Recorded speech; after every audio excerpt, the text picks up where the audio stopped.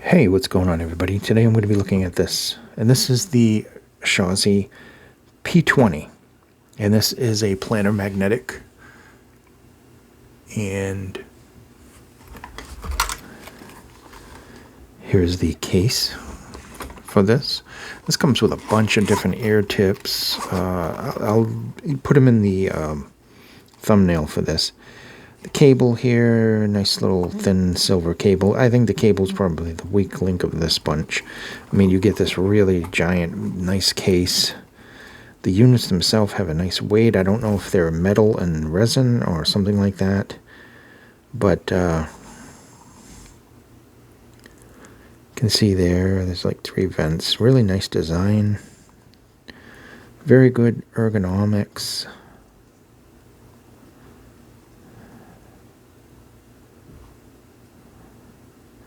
Nozzle slightly on the short side.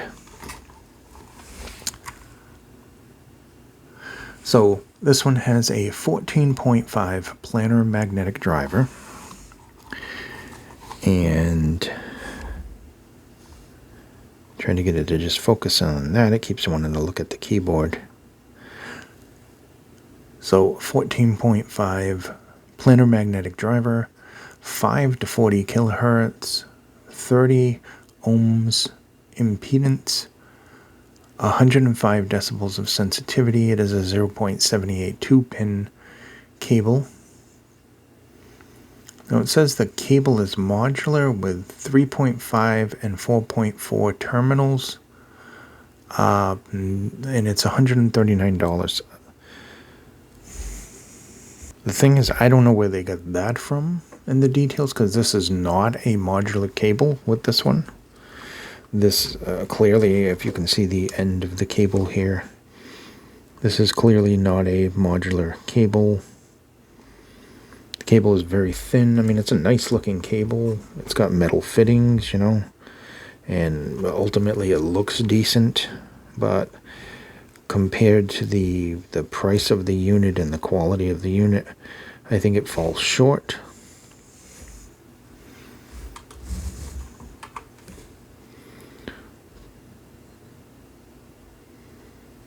My light just suddenly went dim. Okay, I don't know if you could see that on the camera, but it went really, really dim. So construction is very good on this. I assume it's maybe a metal back, and the faceplate is like 3D printed or something. It's all matte material. It's a cool design there. I guess those are little vents in the front. Not 100% sure. There's another vent there. Cable, a decent cable, not the best cable, not even close to a favorite cable, but overall it's decent, I think. So I'm going to put this over here, and maybe I can face it into the light a little. No, it doesn't want to cooperate.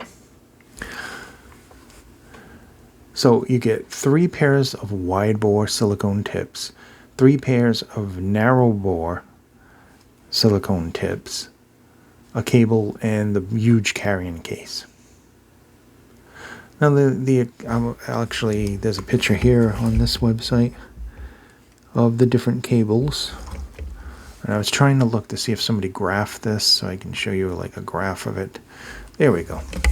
Basking Shark, he usually does a really good job with the graphs.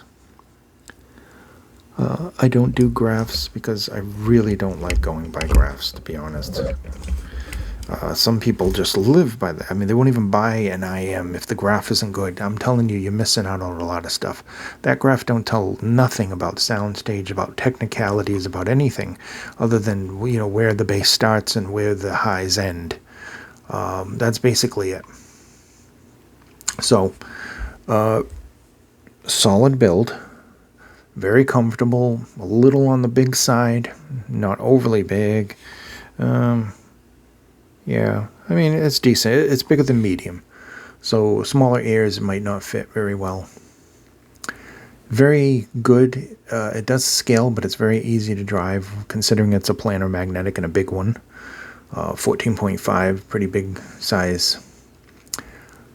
I think that there's a very nice, deep, just overall intense bass response that does bleed into the mids, but it gives the mids a very nice character. There's very warm, lush, kind of smooth mid-range there.